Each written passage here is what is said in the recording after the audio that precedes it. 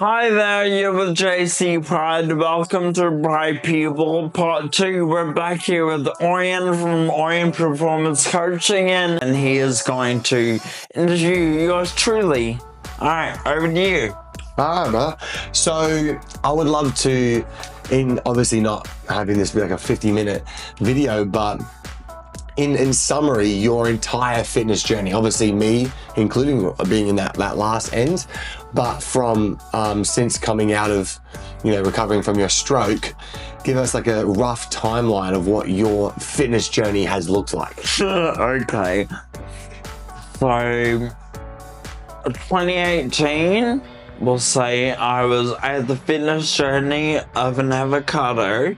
No, you're the aesthetic of an avocado, the green.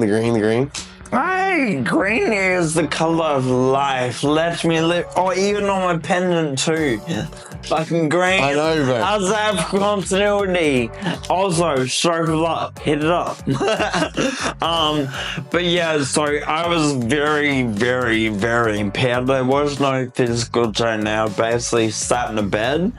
But then it was much like I can't really give points. It's just like watching a child grow, but as a giant man. So I'm like, that's fun. That's a good summary from boy to man. Okay, what was it like when you were able to, obviously without what we achieved with our photo shoot, what was it like being able to see your abs for the first time, and also, to add to that as well, have all the compliments on your physique at the gym from your friends, and then we're at the photo shoot as well, everyone commenting on it. I remember because you said it was very, you weren't used to that. It was overwhelming. Yeah.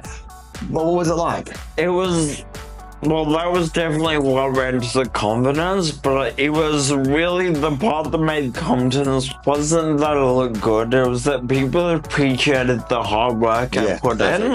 Because I'm like, yeah, it looked good, but that doesn't reference anything that's taken up all this freaking time. Mm-hmm.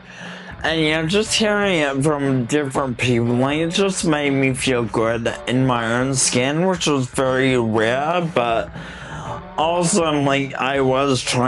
it's very easy to get a mindset of an egotist. So I was trying to be like, thank you, but you're a piece of shit to myself. That was how I dealt. So I'm like, yeah. I don't know, it was really good, but I was very concerned about it. Those compliments and all those nice words changing my kindness. Another thing as well, a lot of people might not know this. This is not me taking credit for this whatsoever, but what a lot of people don't know is that credit is there. Yeah, that where the jewelry brand, the origin or the seed kind of planted, where I kind of planted that seed and I kind of introduced you to some people, and then that kind of one thing led to another, and then the other, we talked about it just before. With what? With the jewelry brand. Obviously, with like. But you said the orange and that. What do you mean? I don't think I ever said orange. I planted the seed. Okay. Yeah. I didn't know why I heard orange. Orange, yeah. That's like confusing. But yeah, what happened? How did you, if you go right back to the origin of it, how did the jewelry brand become a thing? Obviously, it first came with meeting someone, and then it was really, really crazy. It happened very, very rapidly, actually, but I had been training I'd say it was probably a few weeks before I probably met Sam. I'd been training with Orion for about 2 weeks, and then he introduced me to someone he knew. So Sam. It would have been a few months. Wouldn't it? Yeah. Okay. Honestly, the whole thing was a blur for me, so I don't really know what was going on. And if you have a problem with that, have a stroke. It's not easy. Life is a blur. But anyway, yeah, so eventually Orion actually introduced me to this man, Sam, who I actually call my business dad. He's only a few years older than me, but he's taught me so much, and he introduced me to someone else who helped get my business going. I've been then introduced Yeah, advertising and people, so many people want it. And it all started with Orion actually, just making that small introduction over to, business dad. Yeah, who is also actually a dad as well, Yeah. which is also good. I don't know if I actually told you the reason I actually call him my business dad is one time I said, I'm like, your son is this. He's just like me when I was that age. I'm like, he's a little shit. I can see it. I can smell it. He's like, yeah, he's a terror. I'm like, I was often compared to Dennis Menace. I'm like, Oh, yeah. and Sam basically said, oh, it was really good. And I said, your son seems to like me. And he's like, I hope so. And then that started a shift in my head, because it was like, why would someone hope to be like me? I hope their kid would be like me. So I inquired a bit more on that, and he's like, driven, you're hard, you're honest. I'm like, when you say it all like this, I don't know who you're talking about, really. I'm like, but thank you. And I know how much his son means to him. Means to him. So that was a huge fucking compliment.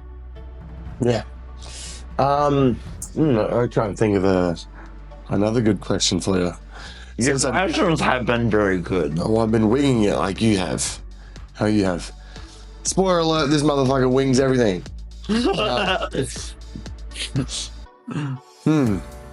Would you say, because I feel like I noticed this as well, obviously with your style, it might just be your style maturing as well, but with your style, it was always, flamboyant and out there and colorful and stuff prior to meeting me. But I do feel like as you went through your transformative journey and you became more confident, that came out even more. Would you agree? And then what do you think made you express that even more and more and more? Honestly, so if anyone knows the term dopamine dressing, then that explains everything. If you don't, you should really look it up. It basically wearing color and just being happy and produces dopamine in your brain, which makes you feel good. So like most things, it was a perpetual motion for me. I'm always learning as I'm going. I never claim to be an expert. I'm just a tit without a bra, to be honest. I don't know why that's funny. I forgot. What's the question? I was talking about how your style has changed as your confidence has grown. Oh yeah. So basically, there have been moments where I have been made to feel more comfortable in this, and that has led me to push things, and then I just embrace everything. So it was just an expression, I guess. In the gym and in my music, everything was it had very structured rules. You have to do this, you have to fit in these parameters. So I guess that was my way of expressing myself still in this. The rules, the music rules, at Christmas time, I couldn't do anything. I couldn't eat. I had 2 wines against your recommendation. This is on me. Merry Christmas. But everything went well, and the fact that Orion actually said at the end of it that it came out even better than he was thinking, that surpasses any expectation I had. I remember when you first were going to the gym, I remember you were training with one of your carers at the time. And you would have probably kept to yourself more, you're a lot more quiet. And then right near the end, now you don't care, you're friends with a lot of people in the gym, you're confident in making friends in the gym, your personality shines through. Talk about that. Honestly, the best thing for my mental health, actually, ironically, has been diversifying my care role. I don't get someone to care for me in the conventional sense now, which allows me to have a lot more freedom with interactions in my life, and that's very good. So I realized that, and I'm trying to say this without offending someone, there are times where I think just someone caring and doting on you will lead you to a place of complacency. Like, I was very scared of getting complacent, but I wanted to improve, so I just bust my ass, and here we are. Okay, JC, so what, like the final question here, what is your ultimate goal, right? With everything, you know, the jury, the music, the album, the singing, the personal brand, what is the ultimate goal?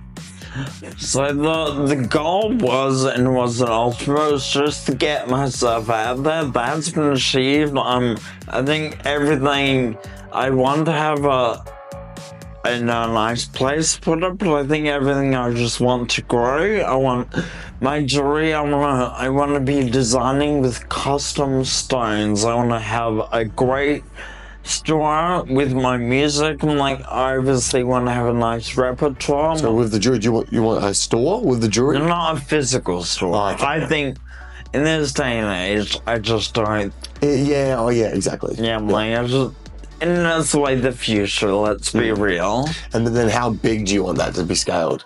I definitely want it to be worldwide. Yeah. I want people to carry the beauty that I make everywhere they go. I want to spread my stupid, overwhelming, what is the word?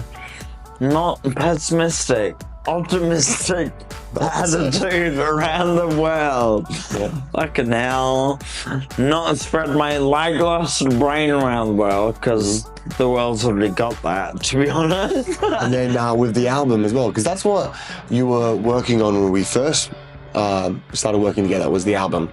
You had a couple songs. Well, that's my first song, and I'm saving this spot for my last song of the album.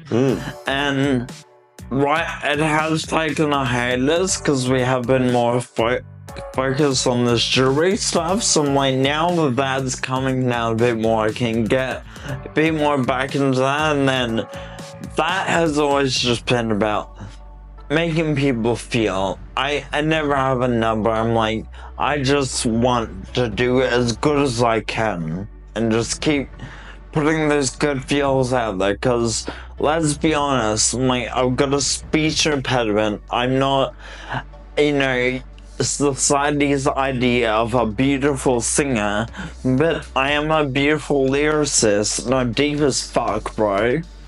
Have you ever thought about writing lyrics for, like, has that ever been a goal, like writing lyrics for like a big time singer?